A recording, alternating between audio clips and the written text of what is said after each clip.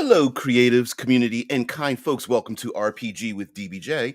I am your host, DBJ, and of course, all of you that are able to take part in this show, 6 a.m. Eastern Standard Time, are the co-hosts of the show. And today, we're going, of course, we always talk about tabletop role-playing games, and I thought we would start talking about the Fermi Paradox, the one in which, if we use the maths, there should our universe, our galaxy, and many other galaxies beyond should be filled with life, but they aren't.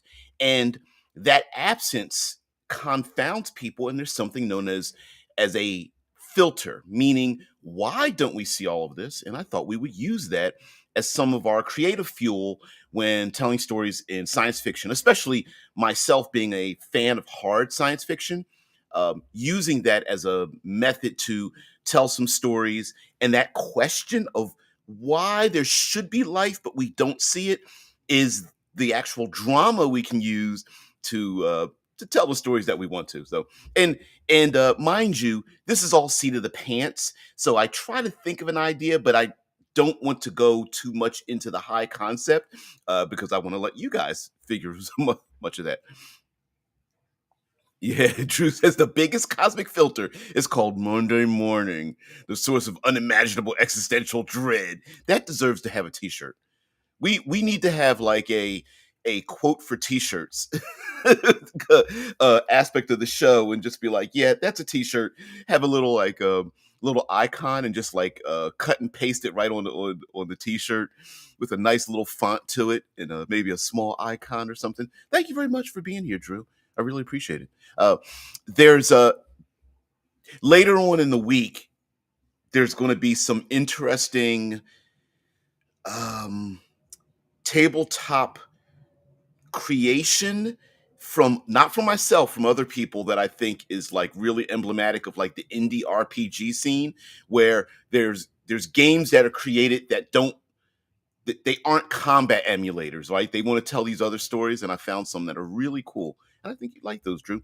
All right, so today we're going to talk about a particular filter that I'm calling the astronaut filter, and after having watched the televised version of the Three Body Problem, I haven't read the books, and I understand that they are books, but uh, the Three Body Problem is very complicated.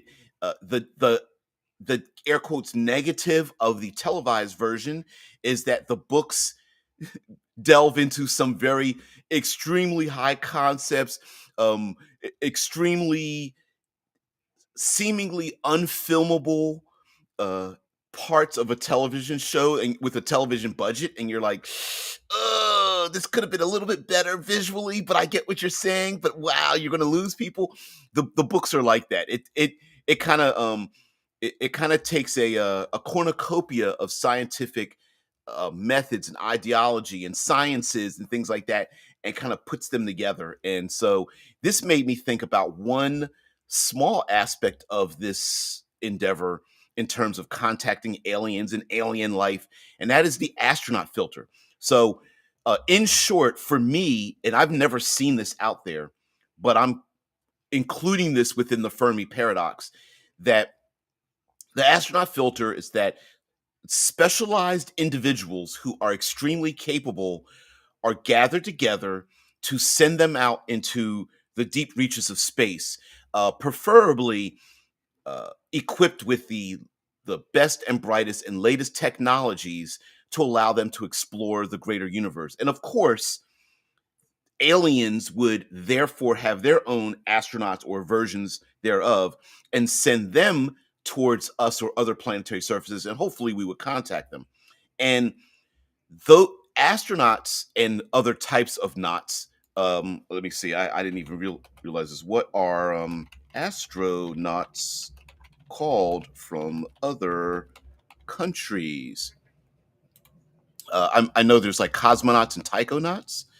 Uh, Here we go. Russian space crew are called cosmonauts. Chinese space crew are often called um, taikonauts.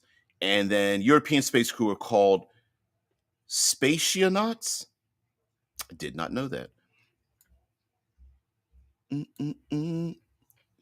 So The reason why I think it's a filter is because these very capable individuals who who are uh, functional under extreme stress, trained under a myriad of different types of specialities, from medicines to science and geology and astrophysics and things like that, are sent out, often very small groups of them, sent out as like scouts. And there's nothing wrong with anybody or any alien races in our own human race sending astronauts out. That's what we need them for, to go explore space.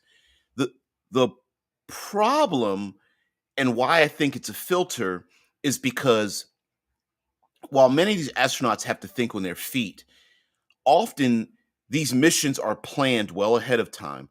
They are designated biological, if we want to think of other aliens as being biological, individuals who consider themselves to be a small part of a big project.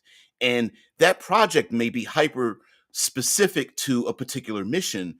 Therefore, not just not being equipped to handle other situations in terms of explorative nature, but also might be hyper focused on one particular goal.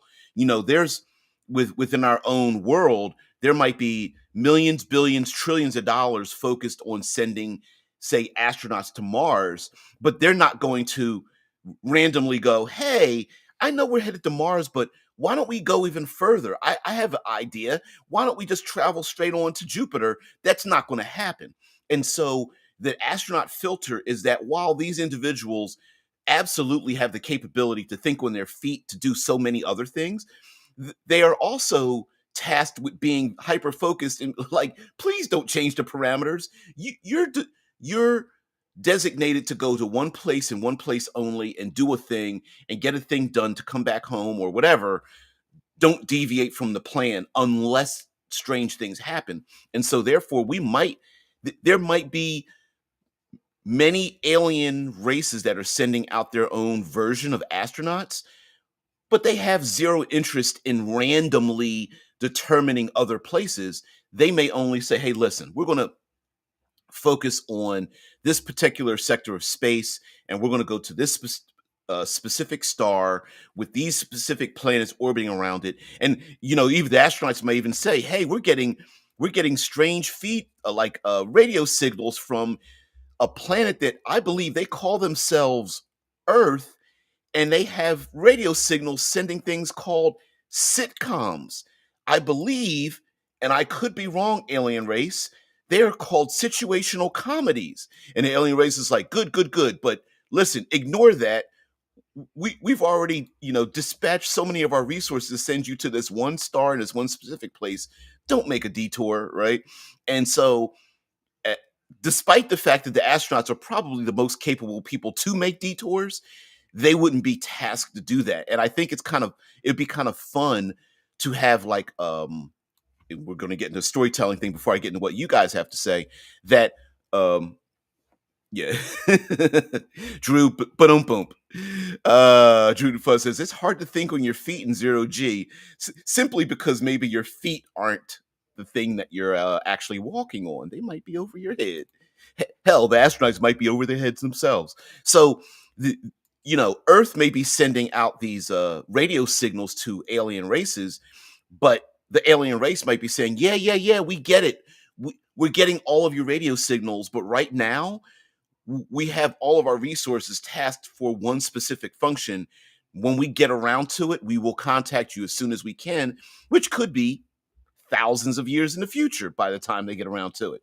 I mean, as it stands now, if we're sending out probes and things like that in our own solar system, which you guys know, if you're fans of this channel, that I'm a armchair geek and fan of our own solar system. I mean, I just did a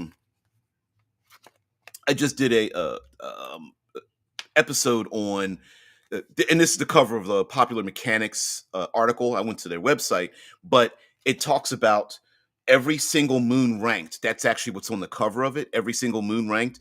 And so far, we have 293 moons, or at least those rocky bodies classified as moons, um, in our own solar system that I think are kind of cool. Now, of course, it's a subjective ranking as to how important they are and how fun they are. But uh, that tells me that alien races and the Fermi paradox may be that we ourselves have barely discovered our own ocean, let alone the moons and rocky bodies that are out in our own solar system. If there's alien races that can travel from their own solar system, there are far more maybe interesting things that he might be investigating along the way. And so they're the astronaut filter. Now, player characters, of course, these are great story elements to send characters exploring distant locations, and um, they may be tasked with one mission, but that could be the red herring of the mission itself. So the players may be told, "Hey, you need to go check out this, I don't know, white dwarf, and there's two planetary bodies floating around it. But along the way, you get a signal, distracting you from where you need to go. And hey, player characters, you need to, make a hard left and do something else." And the players may have the equipment to go to location A, but may need to reconfigure, jury rig things to go to location B. So if location A is I don't know, a airless rocky body around a white dwarf, and then they go to another location that is an aquatic world floating around a red giant or something with a semi-breathable atmosphere and blah blah blah. Like, it would be kind of cool for the players to have to figure out, okay, we need to change our equipment. We need to figure out, how durable is our equipment. Um, I'm glad that we have spacesuits that can deal with the frigid cold, but maybe this place is extremely hot, or the location we're going to, So how do you equip astronauts to go to random places? Now, of course, of me thinking from a hard science fiction, if you go for more of a Star Trek, Star Wars kind of, um, far more K1, K2 type of thing. Maybe the players are just able to like on the fly, can just press a button and print out or reconfigure the equipment that they have.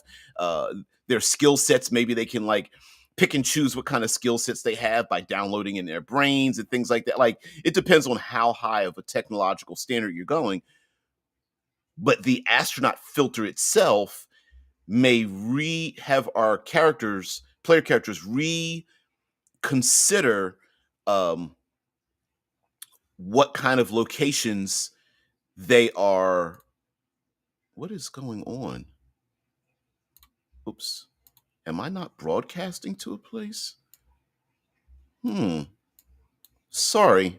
It looks like I'm not broadcasting to one of my channels. I'm sorry about that, because it should be. Okay, now I'm broadcasting. That was weird. Anyway, thank you. Sorry about those over on Twitch who were just like, "Wait, isn't the show supposed to be on already?" Well, it is. Another aspect of the astronaut filter are the factions related to the players, who may be the astronauts themselves, or the factions who have sent a distant alien race um, to Earth, or Earth's gravitational Copernican system, the Helios system, our own solar system, and the factions that have sent those people here. So, for example, this isn't a three body problem review, but in the very beginning of the three body problem, one of our main human characters ends up being contacted by and contacting aliens, kind of like they kind of both did the same. And the message sent back was, don't contact us, don't send a message, basically stay hidden. You don't want us to come to your planet. You don't want our attention. And that is a really I love the writer who created Three Body Problem in the first place, I love the concept of, we often hear about we come in peace, or we're here to destroy your planet or something, but instead you get a message that says, yes, there are aliens. And oh, by the way, please, please, please don't contact us again, because at least one member of their faction says, if you contact us, we're probably going to destroy you. Like we are the worst. We are your worst nightmare, and you don't want us to arrive. And I like that idea that one of the astronaut filter issues is that astronauts themselves are these are individuals who have been trained, selected, and think differently. So, for example, our own International Space Station and many astronauts, cosmonauts, taikonauts, and so on. What's the other one called? Uh, Taikonauts, parast- parastronauts. See, it's spelled Taiko, not taikonaut. But I also thought it was spelled something different, like maybe I'm thinking of something else with a Y. But anyway, the if we think about space travel itself here on our world, those individuals are far more collective than the countries that are sometimes involved in space exploration in and of itself, right? Like the astronauts on the International Space Station, I'm sure, are there, and they are professionals in what they do. And despite whatever's happening here back on Earth, I'm sure they're going to have a different opinion in terms of working together, and the push and pull of dedication to their own country versus the dedication to the mission versus dedication to the world in general. And you send out some astronauts, how easy would it be astronauts to leave, say, the United States, to meet up with astronauts from other countries, and those astronauts look at each other and go, put up middle fingers to the rest of us and go, F you guys, like, you guys are fighting. We have zero interest in fighting. We're trying to survive out here and work together. And maybe, just maybe, that little blue dot that we call Earth is insignificant, because we're going to end up creating a new world somewhere else. So even the factions involved in astronauts themselves may or may not be a mystery that the players need to uncover. Like, for example, aliens come to Earth and they're like, hey, we come in peace. And we're like, yay, great. And it's like, well, we come in peace as explorers, but the people that have sent us here, they're not so good. Right? Which it would be a great way to introduce like some more drama into a story, where the aliens come to Earth and treat humanity really great, and they're like, wow, you're giving us all these gifts, why?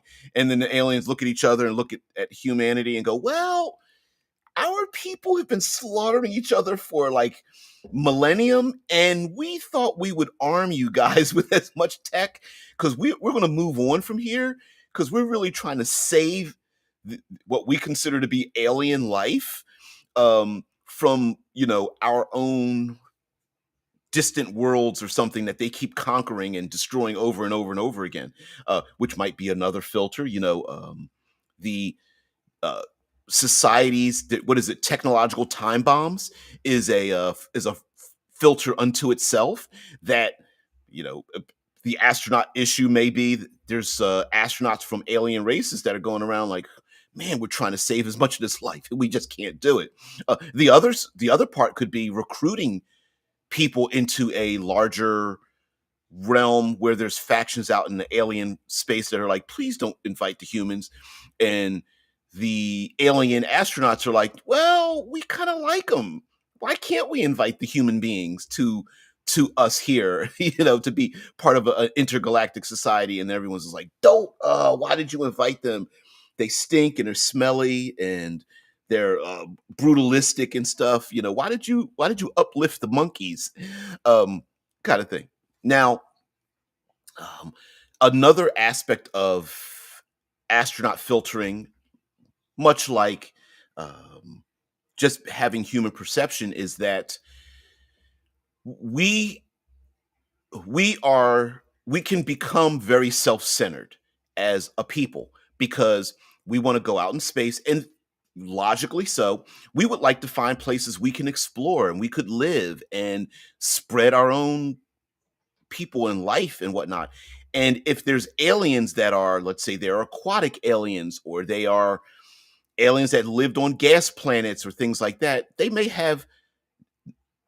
not only not be able to communicate with us, they may have no interest in wanting to communicate with us, not because of arrogance, but because their goals don't align with even having any connection with us in the first place. So I always find it funny that when Earth is invaded by aliens, they happen to ignore every other gaseous and rocky and aquatic body on their way to get to Earth. And it's like, well, couldn't the Kryptonians in the Man of Steel movie just settled on Mars and like terraformed Mars and live on Mars and make Mars their home without ever having to even communicate with Earthlings?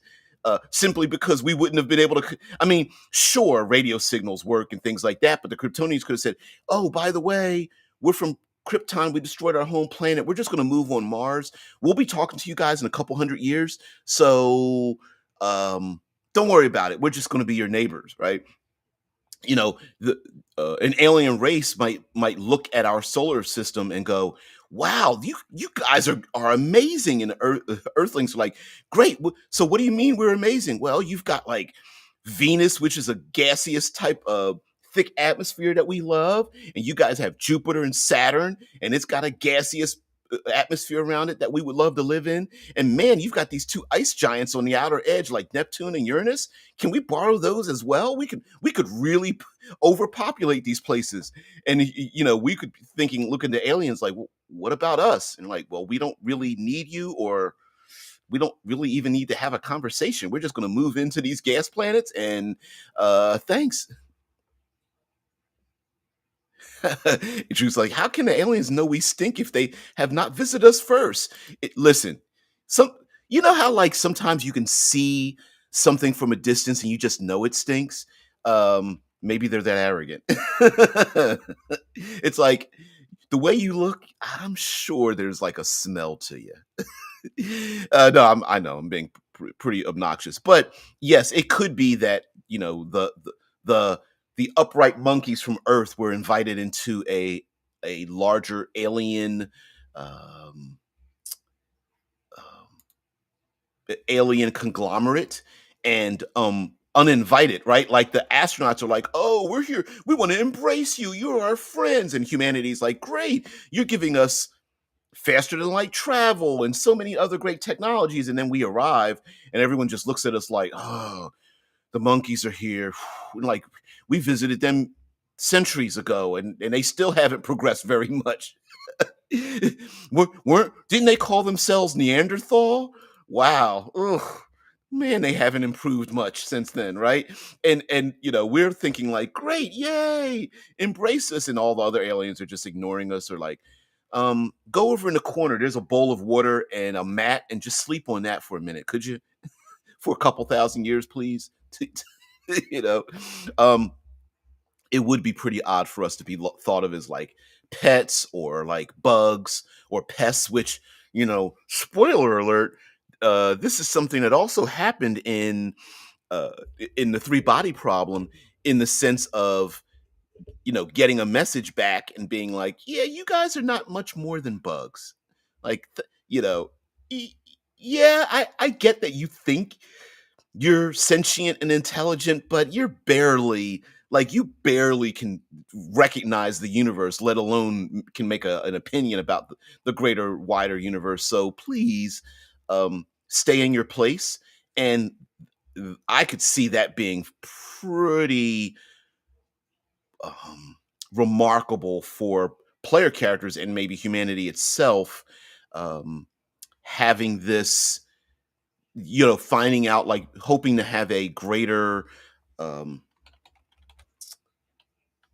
uh, uh, to be aware of a greater world and then finding out that we don't belong in it.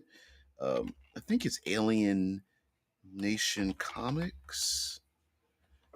Is No, it's not Alienation Alien Legion. So there um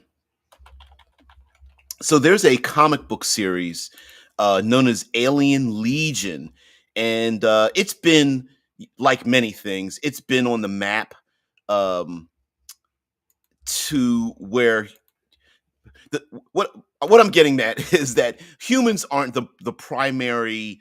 Um, in a lot of stories, humans happen to be the most important uh, race that happens in our tabletop role playing games, right? There's always humans are always the most adaptable. We are the wild card. We are the most prolific. But then when you get into creating the other genetic racial types in our tabletop role playing games, they're hyper specific, right? They're always based off of some variation of some kind of animal on Earth, like snakes or beetles or um, felines or lupines or something like that. Some variation of that matter. But let's see if there's a better image here. That's not the best. Let's see. All right. I can't find a really good image.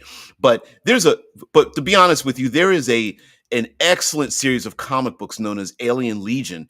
And Alien Legion are the special forces of aliens from all the different planets, and they are gathered together as a like an intergalactic space force. And so, and what I love about it is that no, yes, they're humans, but no, they aren't the main characters in this comic book series. They're just one of any number of characters in the series. And yes, there's maybe like 20 to 30 air quotes main characters as they tell these different stories within the Alien Legion graphic novel series. But it's really cool because they all have their own personalities, and then of course with those personalities they also have their own uh, how would you call, like, biological and or mechanical features that make them uh, unique, even though that they aren't necessarily human. And it's really cool. Let's see if I can. I'm going to click on this and see if I can get a better picture. Your Deadpool director making Alien Legion adaptation. Yeah, you never know how. You never know how real those kind of things are, but and it's not even a really good image either. Oh well. Oh well. Anyway, we're gonna leave it at that. Drew's like, maybe they don't even have noses. um, sure, but maybe the concept of what we consider to be stink doesn't apply, that we don't know what that means, right? It's like there could be something that is annoying to or even downright dangerous to other aliens, like we have, for example, we have things living in our gut and on our skin, and heck, even our mitochondria, I think, is something that was created uh, from the outside and has like inhabited ourselves to give us mitochondrial. How do you explain? Boy, I'm trying to figure. But anyway, maybe there's something that's very off-putting, like the way we not just smell, but sound. Maybe our lifespan is too short, uh, much like a pet or an insect, rather than a long-lived race, or maybe much like what was expressed in the three body problem, one of the characters is loyal to the alien race, the Sentai, the oh, there's another name, the Trisolarans, because they live in a solar system with three bodies, which it's really weird how how are they as this advanced alien race, but then they need to leave because they live around three. I don't know. It's like just inhabit any of the other planets that are near you. I mean, if you got that much Yeah, see, that's not a good image either. Oh well, it's from the '80s. So the um the Trisolarans that are talking with some of the humans is exposed to a story about like Little Red Riding Hood and some of our other stories, um, um, fables, if you will. And the Trisolarans don't understand what a fictional story is. And it is expressed to the aliens, which I always think is a horrible way to express it, that that fables and stories, entertainment itself is a lie. And the aliens are like, well, we don't trust you because you're lying. And I was like, that's rather olfactorist. Yeah. Yeah. What are you trying to say? I mean, are you saying that those without noses are lesser folks? Yeah, I can see in the ultraviolet and infrared spectrum. What about that? Your heat signature is offensive to me. Hey, Joyce, hey, what's going on there? Uh, you're allowed to be. I'm not allowing you to be busy. How about that? Nah, you're funny. But but yeah, aliens could be. I mean, the fun part about human beings in a larger intergalactic alien conglomerate is that each of the aliens may have their own specific type of needs and desires and things like that. Something I feel, which is weird, it's very much embraced in science fiction, but is not often embraced in fantasy. Most of the time, fantasy races are just they're nothing. They're not much different than the Star Trek aliens, basically like ears and nose plastic, and then that's it. That's the only thing that makes them different. Other than that, they're just like completely compatible with humans, including personality and voice intonation and lifespan and all that kind of stuff, right? But for alien races, you can really go far with it. And I think in tabletop role playing, to make aliens that, you know, are don't have a nose or are effectively blind, but they see some other way, and their lifespan, their body structure, the things that they eat, the way they communicate is so different. I think sometimes just, of course, we don't want to have too much trouble at the gaming table. There are some fun things you can do with it. Some of it can be a little bit annoying, like for example, West End Games, WEG Games had a Star Wars version, and whoever played the Wookiee race, the Chewbacca race in Star Wars, had to pick one player character that could understand them, and no other player character could understand them. That was a feature. I know it's like, well, why? But anyway, so the ironic thing is that you could also play a not just a Wookiee, but you could play an Ewok, and Ewoks couldn't communicate with the common trade language in Star Wars. So it was always funny to have like one player play a Wookiee and it's like, and it was like, what did he say? Woocha! Like, going back and forth. Like, no, what did he say? Sounds like I'm gurgling something nasty. Anon says, entire human civilization dies when our alien overlords simply assume we can see in the infrared. Yeah. Why don't you see it? We're trying to communicate with you. Don't you see that in front of you? And the humans are like, I don't understand what you're saying. I really don't.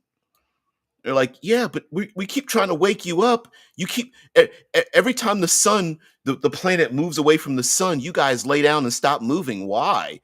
And then they're like, well, that's us going to sleep. And the aliens are like, yeah, but your heat signature is exactly the same. Aren't you awake? Yeah. When we go to sleep, our heat signature goes to a minimum. Shai says, so we're talking about humanoid aliens, the kind that will never appear in Obsidian Star? Uh, not unless we become our own aliens. No, specifically because it did get away from me. We're talking about the Fermi Paradox and the astronaut filter.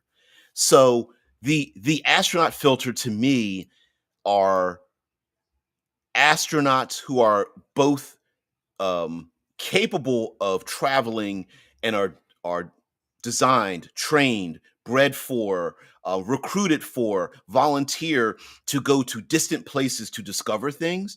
And they are the most capable, open minded, flexible, uh, anti-stressed, hyper enduring, whatever the case may be. They have all the native skills that are needed to communicate and make contact with an alien species, both our astronauts going out into deep space and then aliens coming to us.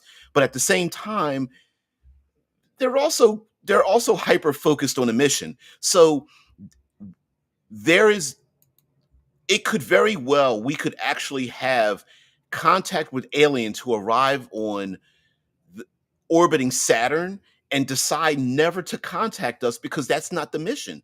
The mission could be go to Saturn, we see something very interesting there, discover what's there, and then go back home. And the aliens themselves might be like, but there's biological life on that other planet closer to the star that they're calling the sun, and the aliens are like, I know, but listen, we're not prepared to contact them yet, so just you know get a base on Saturn and establish that, and then come back home. Don't worry about contacting them yet. We're not ready. You know, um, it would be like Starfleet going, it's an alien race that's not ready to go to the stars, but the aliens on the planet are like, hey, we're here. What the hell do they do?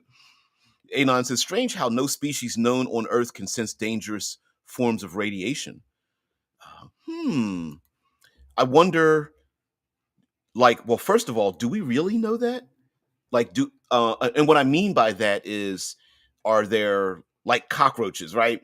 Um, can they sense the radiation and just don't care because there's no need for them to sense it? I don't know. Or is the biology of a lot of the biological things that live on Earth designed so that were they exposed to harmful levels of radiation, that they'll just adapt with the new breeding? You know what I mean? Like is it not necessary because life begets life? Humans would be wiped out and so many other things would be wiped out, but would bacteria, but I don't know, protozoans or amoebas or things like that, like small life, just keep on going? I don't know. Uncertain. Which would be pretty interesting as well. Or is it necessary for humans and other alien life to adapt to hazards out in the deep reaches of space that they haven't adapted to yet? And maybe it's necessary for us to do that kind of thing. And the aliens that we contact are like, yeah, you're not ready because you're so fragile. Maybe give it a couple millennium for you to really adapt to the outer reaches of space. Yeah, Drew says without a need for something, there is no evolutionary pressure to select a trait that would make them capable of knowing. Yep, yep. So, uh, yeah, and a lot of adaptations happen over a course of time. So, like giraffes having longer necks to reach up into taller trees to survive because the lower necked ones couldn't eat. It could be that were Earth exposed to greater and greater levels of radiation, we might get more things, which would be kind of cool. That's another hmm. It's making me think of something else that's just as amazing. So the other part of the something that may be very interesting with the astronaut uh, filter in terms of, and I'm going to talk more specifically about hard science fiction, and that is, in a hard sci-fi setting, we're like, okay, there are no aliens out there. It's just us on Earth, and we're exploring our own solar system, maybe trying to go even beyond. Although you would need generation ships and things of that nature. But once people leave Earth, politically, socially, economically, and even genetically, um, we'll start to diverge from each other just because of the necessity for living out in the outer reaches of space. Meaning, like, there are, on one hand, you have many people that are just like, recycling stupid. There's nothing wrong with Earth, fold arms, pout. you Greenpeacers trying to save the earth and stuff, you guys are foolish. Yet everyone knows that to go out in the deep reaches of space, you only have what you take with you, and a lot of that stuff is very valuable. So we could have space habitats that are isolated from each other in our own solar system, and each of those habitats may send out explorers from their own habs to be the first contact, if you will, from habitats that don't want to have contact with anyone. So, going back to like Jupiter and Saturn and Neptune and such, we have all of these. What is it? Again, 293 moons and counting. That, not, of course, not all of them need to be populated, but if you only take 10% of them, that's at least 30 moons, not including planets, 30 moons that could have place places where people live and thrive. And those people living on those places may say, listen, by the way, not only are we thriving, we also don't want to be influenced by all of you outsiders. So we're just going to assign special agents that have our best interests in heart, and send those agents out, and those agents are going to be the filter between anyone else and ourselves. So it may not be like a case of where we have here on our own world, where we have a United Nations and people come and talk together. You can get out in space, and just because of the difficulties of living out in space, it would be pretty easy to become very insular.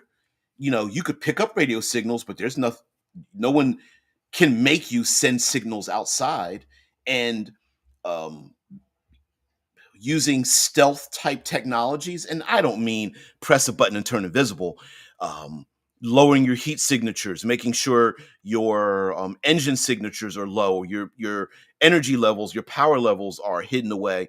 You could have some space habs that are not just hidden but nearly invisible, because they just really don't want to be involved with other people. And sending out explorers may be necessary for, like, maybe the habitat needs new genetic material for their crops or their reproduction or something. Maybe they need more advanced technologies because they don't have fusion power. They're still using the old nuclear power systems, and they need fusion power, but they really don't have anything to trade with, or they don't want to trade with. And they send out these astronauts to gather those things back together. Maybe the space hab just wants to stay out of armed conflict or piracy or dangerous radiation and other dangers. Maybe they've been exposed to spreading biological factors and so many of these other dangers, because space is very dangerous itself, both naturally, and human beings tend to be very dangerous to each other. So I could see a lot of space habs just going like, we're closing our doors, and you want to talk to us, you talk to our agents, and our agents may be the player characters themselves, which would be really cool. Uh, Adeline says, in the case of radiation, life on Earth appears to have evolved for immunity rather than awareness, which is another thing too, as well. Like, we often think of humans going to other places, but I wonder how much biological life could we, or should we take with us to other places when we try to inhabit those other places? So, in my own head canon, I've pictured that, for example, Mars, there's a group of people known as the Greens on Mars, and the Greens, there's the Reds, the Golds, and the Greens. And I guess there is some tangential relationship to the Blacks and Greens in the Civil War in House of the Dragon. But the Greens want to terraform Mars. And in their effort to terraform Mars, they have biologically modified lots of species similar to ones on Earth that help create a terraformed ecology, like insects and worms and bacteria and things like that, that can turn the regolith into sustainable soil that can be used. And then, of course, things have to, you can't just insert worms into Mars's, I don't know, a deep creviced craters and turn them into these green biological things, because what something needs to eat first, the worms need something to eat, and then so you have like bacteria down there like churning up the soil, and then you have worms, and something has to eat the worms. So are they um, little small rodents and things, or birds? And then where do they come from, and then what eats the birds and things? So you have to have this cycle of life, and it would probably be very extremely complicated for humans to make a stable cycle of life.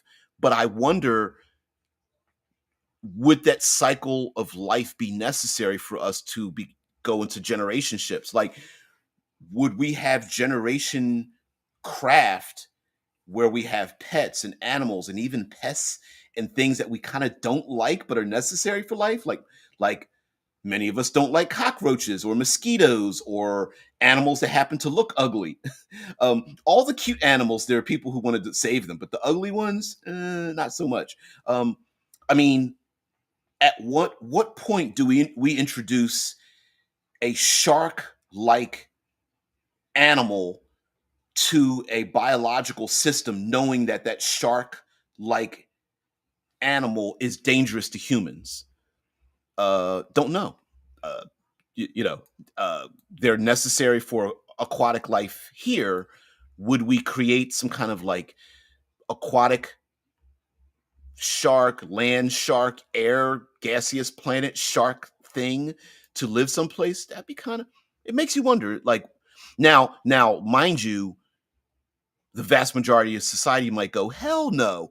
But all you need is a small faction of people going, oh yeah, I just created sharks with arm and feet, and also made them have 197 IQ.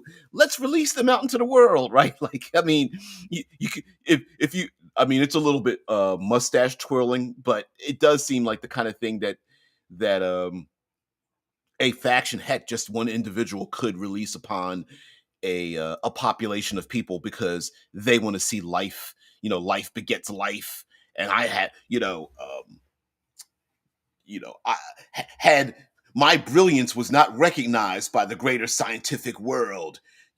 I'm going to get you, fist in the air, comic book villain. I mean, sure, it's a little bit ridiculous, but that could be an astronaut filter kind of thing, where you have individuals who live in a hab send out their best and brightest agents to go to other places to um, forcibly bring people into the fold, into another way of thinking. And I can see space habs with 1,000, 10,000, 100,000, a million, hell, a billion people who think one way and then want to um, make their circle overlay on someone else's way of life, even though they don't necessarily agree with how life should continue.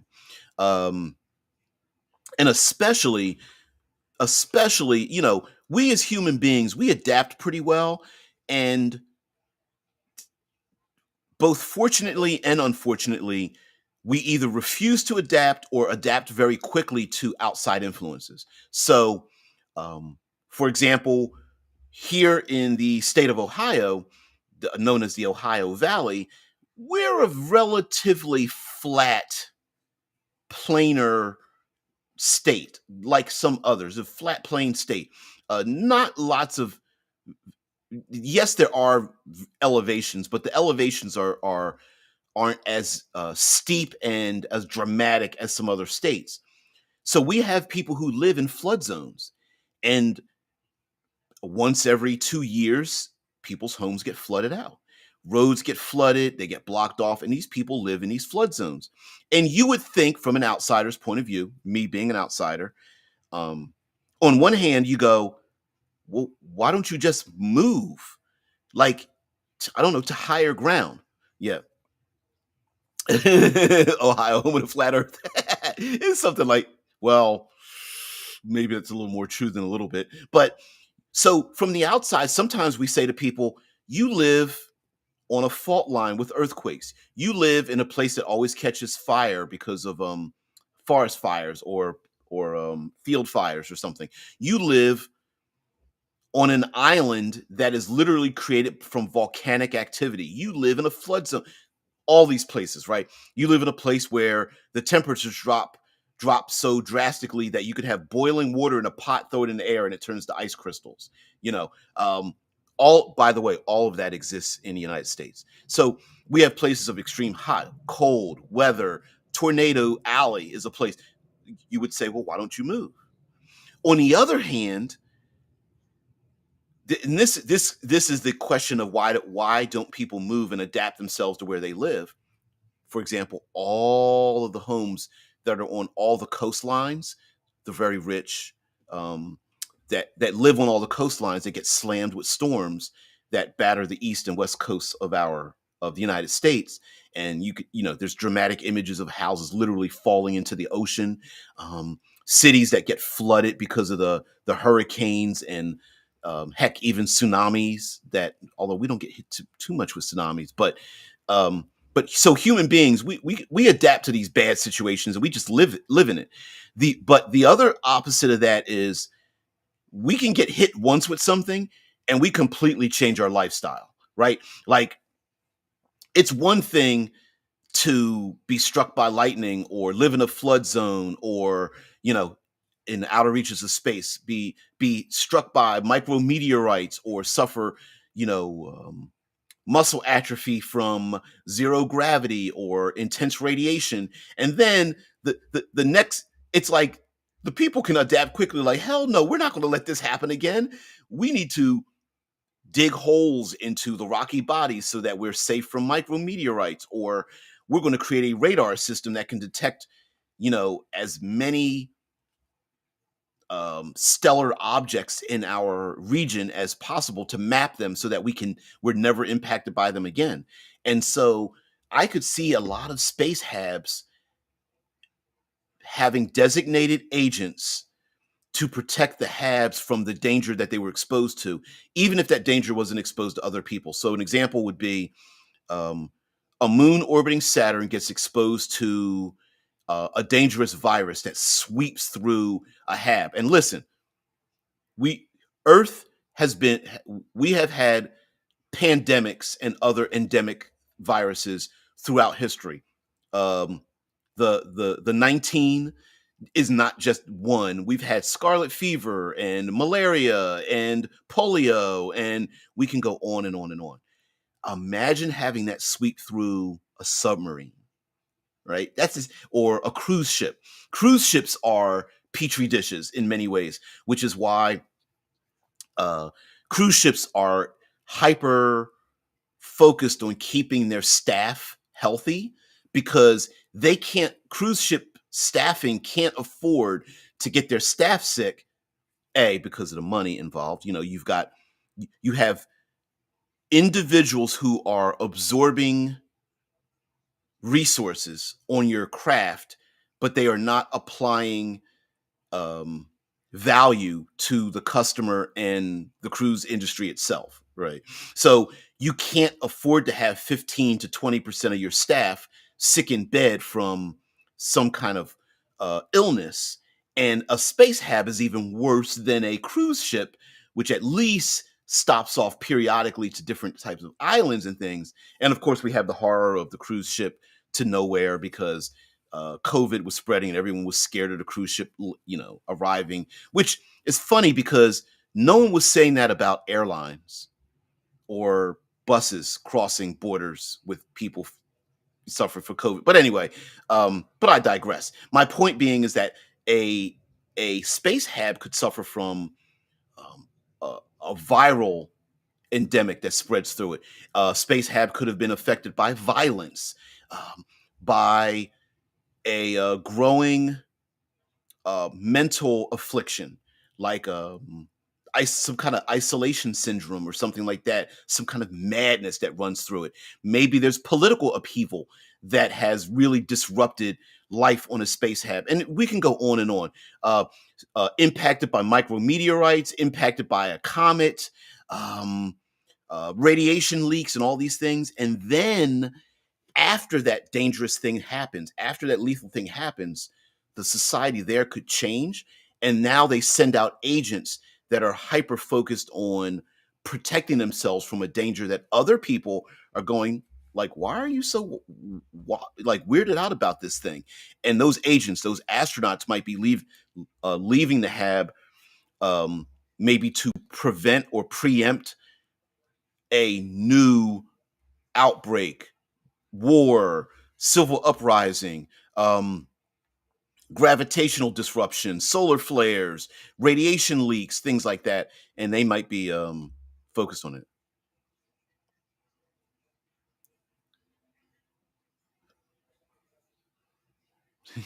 Apparently, that last comment was guilty of wrongthink, as hashtag YouTube just filtered it out of top messages. Really?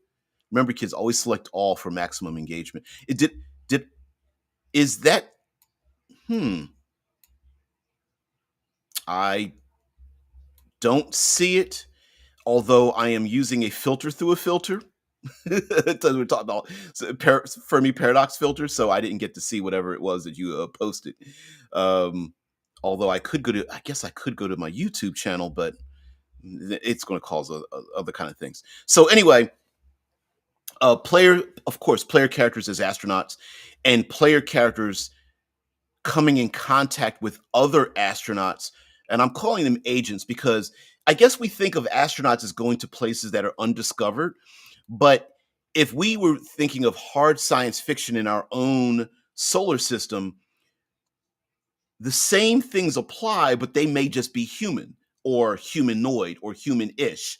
So, for example, what would people look like under, let's say, Jupiter? Jupiter has expresses very high radiation, and as a matter of fact, if I'm not mistaken, let's see, Jupiter's radiation and ionized. Uh, let's see. Uh, these negatively charged electrons and positively charged ions of hydrogen, i.e., protons, oxygen, and sulfur from Jupiter's radiation belts. The source of the protons is some combination of particles escaping from Jupiter's ionized atmosphere, the ionosphere, and particles leaking in from the solar wind. And I think it's Io that a moon of Jupiter that circles through the radiation and leaves an ionized trail or something.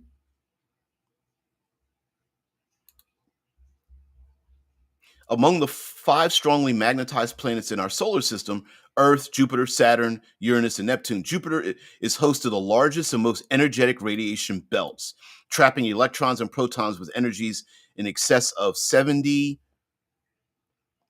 MeV and 1 GeV, respectively. So, an example would be, what would humans be like? How would they adapt to the harsh radiation of Jupiter, just as an example? I'm just picking that. So, do they biologically alter themselves?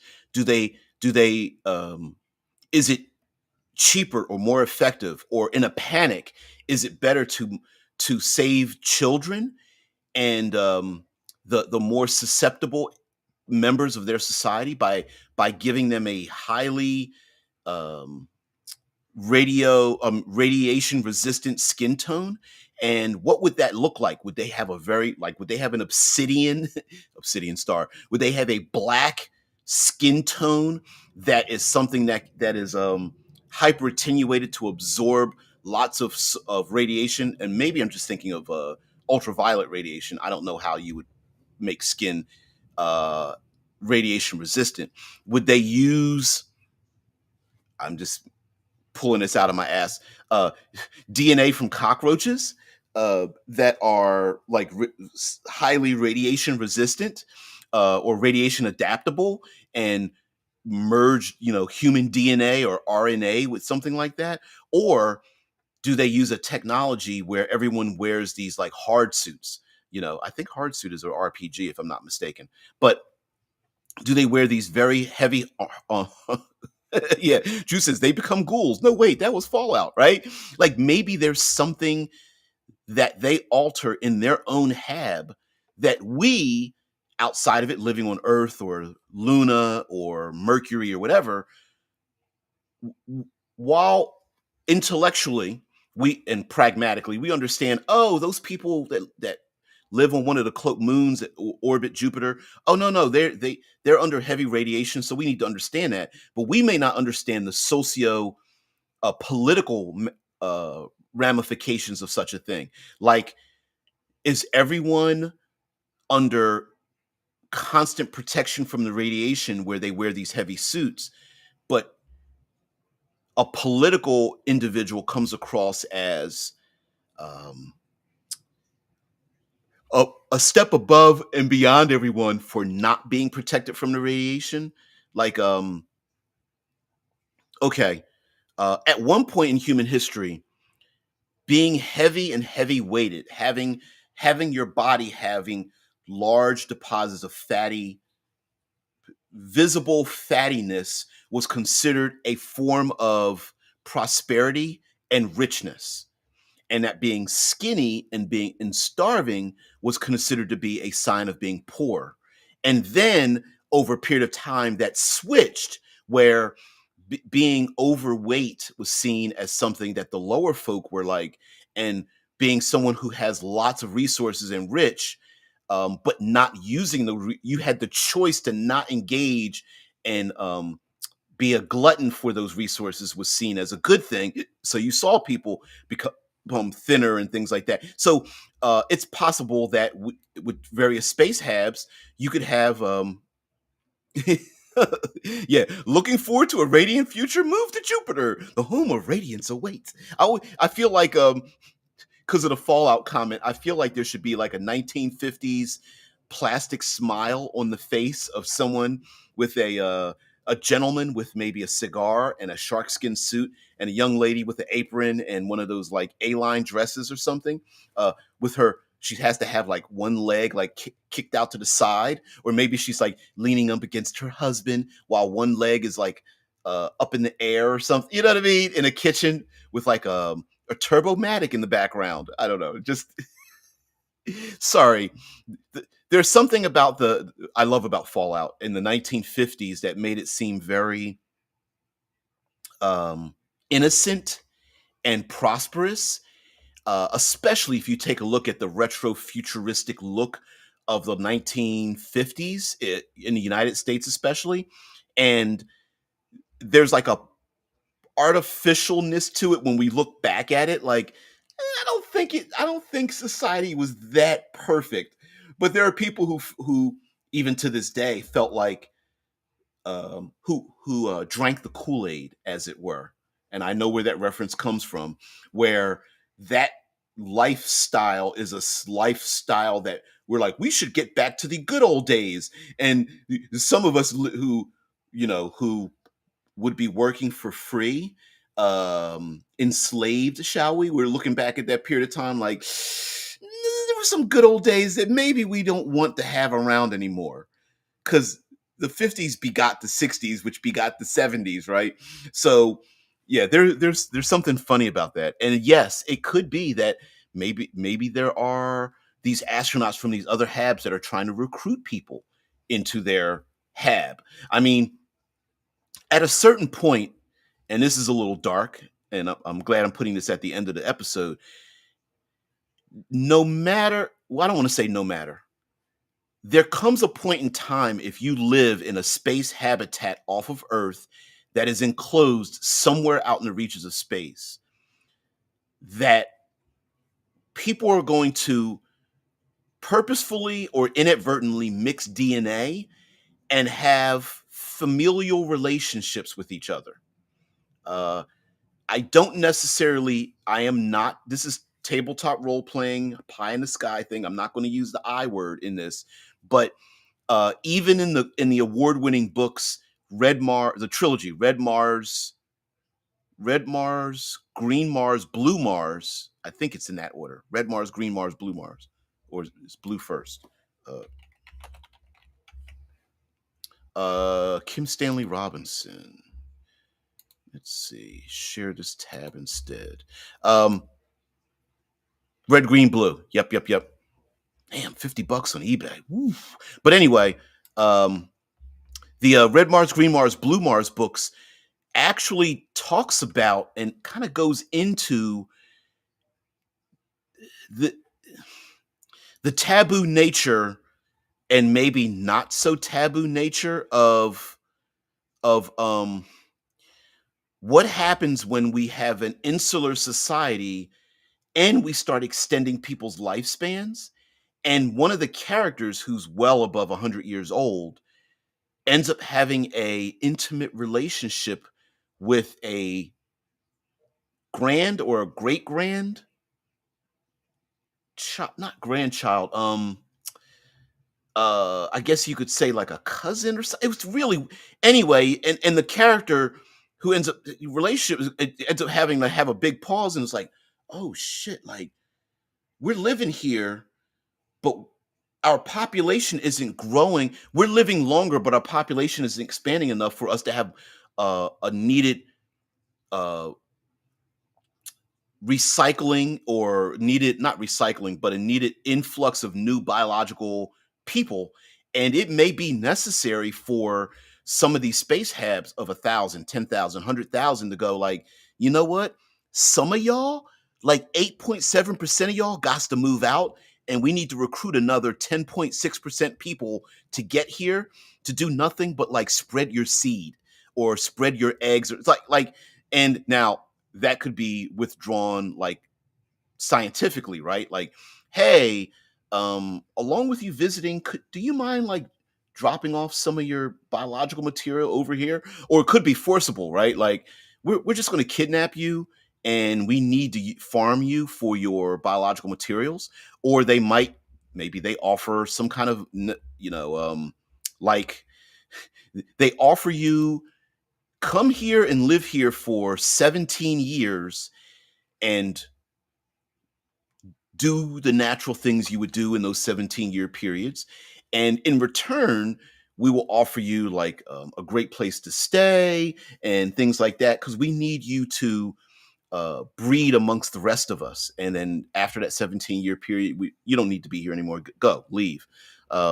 But that's just an example. And when I say with people, this may have to do with plants and animals and insects and things like that. Like what happens when 1,000 people live together and there's no new biological rectum or stomach gut that we need to have a churning of, or at one point, what happens when 1,000 people breed together? Anon says, and it all comes full circle as the same class shift happened with tanning. Yes, at least in the US, a mark of a field worker because a healthy glow. Thanks, Edward Burnett. Yes, if you don't understand, thank you for bringing that up. That's a good analogy, right? Like, what's the offensive thing that was said, Anon? Um, I'm going to call it a farmer's tan. There is a very offensive terminology used for individuals who work in fields. And but here we go. Let's farmers. I'm just gonna look. I'm just gonna look up farmers tan.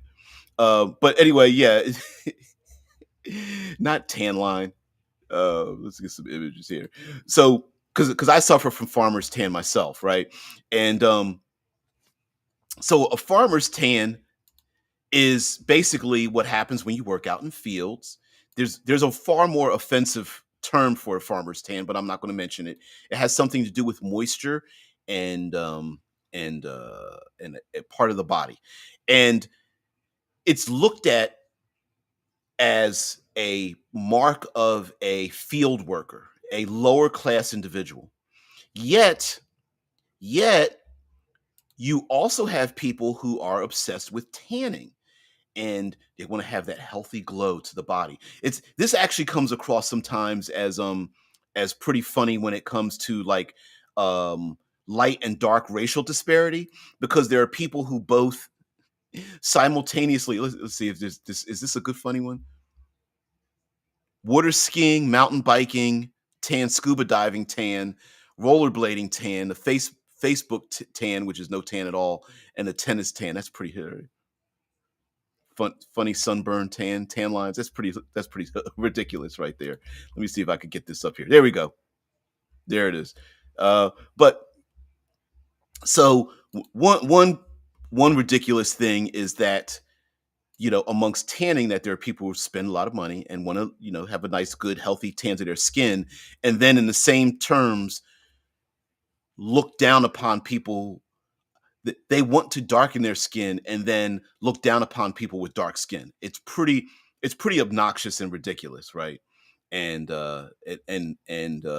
funny. And of course you can't help it if you work outside. Like I work outside and even I tan uh despite the skin tone. Yes, I do tan because comparatively, I'm very light compared to other African Americans. Um, and so, yeah, it's pretty funny that people were just like, I need a tan. I don't like skinned people. Yeah. I wasn't going to say, yeah, it's not such an offensive word. Okay, maybe now in Clowntown it is, but seriously, it's not that bad. Yeah, yeah, yeah. But listen. According to that the picture I have up here, there's some people that are like, "Oh, you're now." Mind you, we listen. It's not just the physical appearance; it's also about a society, the embrace of a thing, a culture, if you will, amongst like what would we? Well, how would you explain it? Yeah, redneck.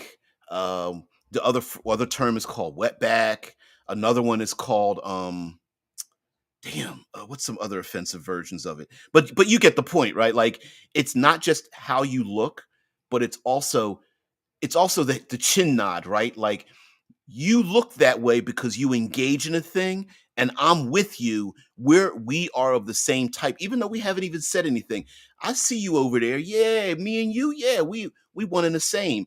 And that could happen in space in hard science fiction, like radiation burns or um, evidence of, dare I say, inbreeding, or evidence of muscle atrophy, or um, evidence of psychological deficiencies that are considered normal. Neurodivergence that in one hab is seen as problematic and in another hab is seen as normal, right? So staring off into distance or um, seeing hallucinations or things of that nature, or heck, even having our sleep patterns altered by living out in space.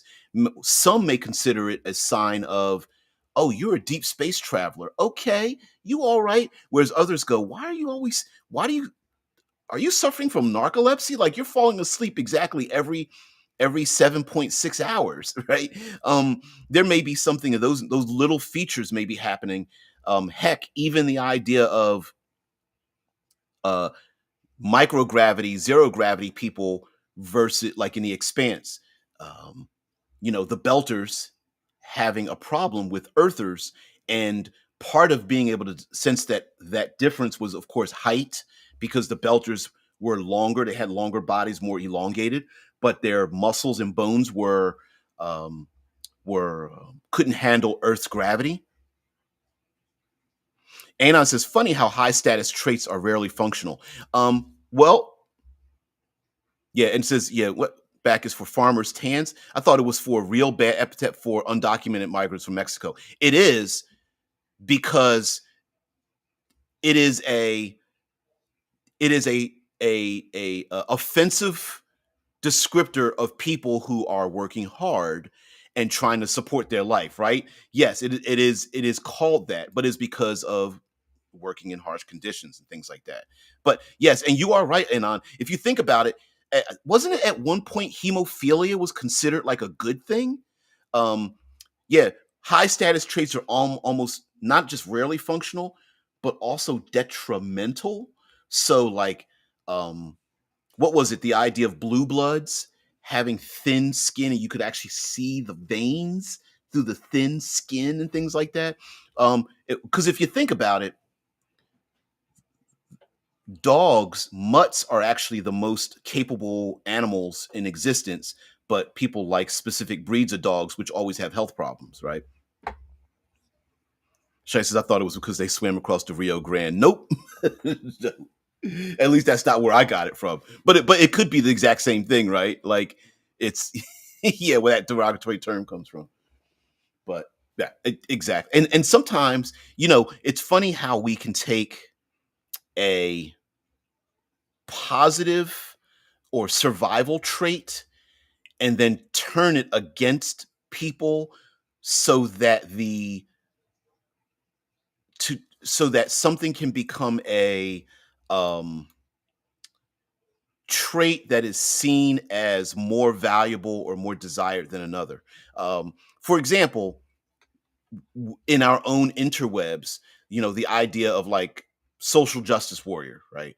Now, if you just take the definition of that, it sounds like a pretty good thing until people turn it and twist it into it's just like using the word recontextualizing the word woke, right? It's like, oh, they're trying to be woke. They're woke. They're woke. Woke isn't woke. And everyone's like, oh, it's terrible, but it's taking a positive and then turning it into like, well, that's undesirable, right? And so many things of that, right? Yeah, Shiesty says, says, okay, I just committed the sin of assuming shit. I thought it was a real taboo one too. Well, listen, that's where these things come from. You're not wrong in that sense. I mean, let's put it this way: you recognize everything, right? You guys are brilliant. Everyone that comes to this channel is brilliant. So we know, but we also listen. We can be hypocritical. We can do those things, and I think world building wise, using this astronaut filter, that the astronauts themselves could be going out to discover or encounter things, making this full circle now, that are emblematic of what's going back home, but the astronaut doesn't represent that, if we understand what I'm saying. So, astronauts are these highly capable individuals that are pursuing agendas by people who aren't highly capable individuals, right?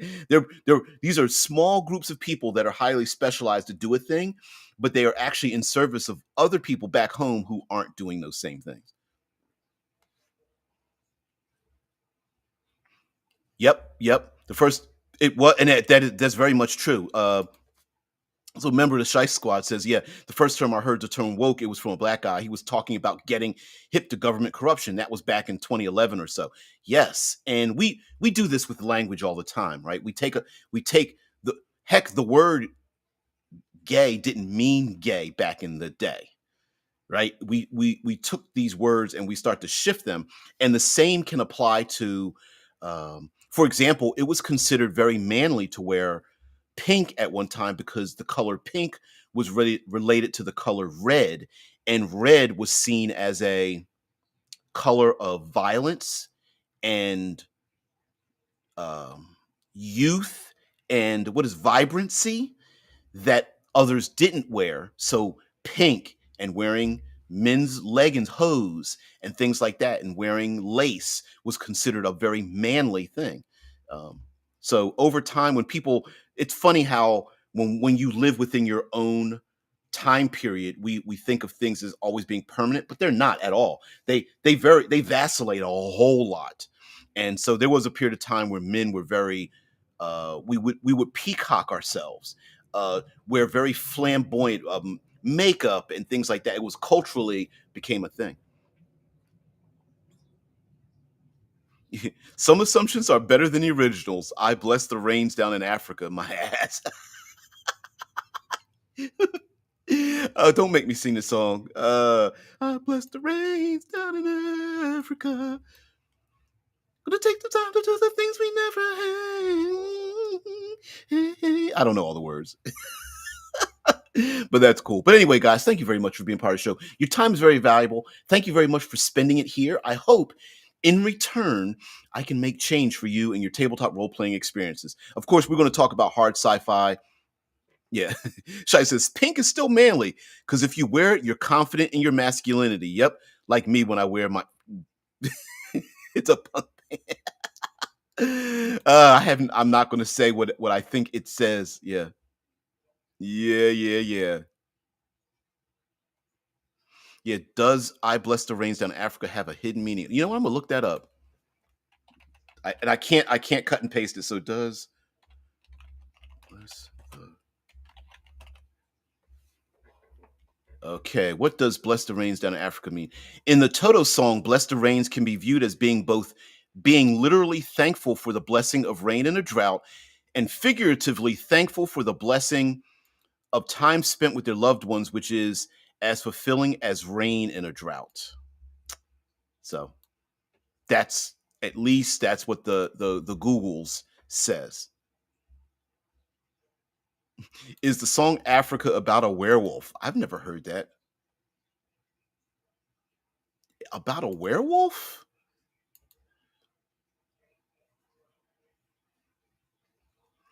Okay, refined the lyrics for 6 months before showing the song to the rest of the band. In 2015, I guess his name is Paich, Paich, explained that the song is about a man's love of a continent, Africa, rather than just a personal romance. He based the lyrics on a late night documentary with depictions of African plight and suffering. Okay, I get it. Okay. All right. Sounds cool. Sounds cool. It says, "Oh, so no drug references." Okay. Well, I don't know. We human beings tend to do things.